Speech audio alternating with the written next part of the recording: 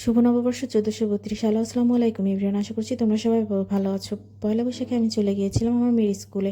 এখানে একটা অনুষ্ঠান হচ্ছিল যেটা প্রায় শেষ হয়ে গেছিলো। এখানে ছবি তোলার জন্য সুন্দর সুন্দর কর্নার ছিল। এই মেলাটাতে অনেকগুলো স্টল ছিল, স্টলগুলোর আলাদা আলাদা নাম ছিল এবং আলাদা আলাদা জিনিসও ছিল স্টলগুলোতে। চা খাওয়ার জন্য একটা কর্নার ছিল, সুন্দর বেঞ্চ পাতা ছিল বসার জন্য। এখানে হাওয়াই মিঠাই, বেলুন এগুলোও পাওয়া যাচ্ছিল, বাচ্চাদের খেলনা, তারপরে মাটির জিনিস এগুলোও পাওয়া যাচ্ছিলো। এই পুকুরগুলোতে আবার মাছ ছিল, সেটা আমি পরে খেয়াল করি।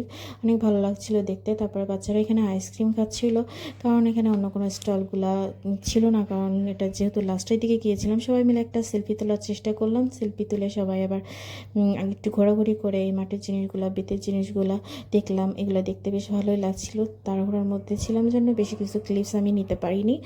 তারপর সবাই মিলে একটু এনজয় করে, বাচ্চারা একটু খেলাধুলা করে কিছু ছবি তুলে চলে আসলাম। আল্লাহ হাফেজ।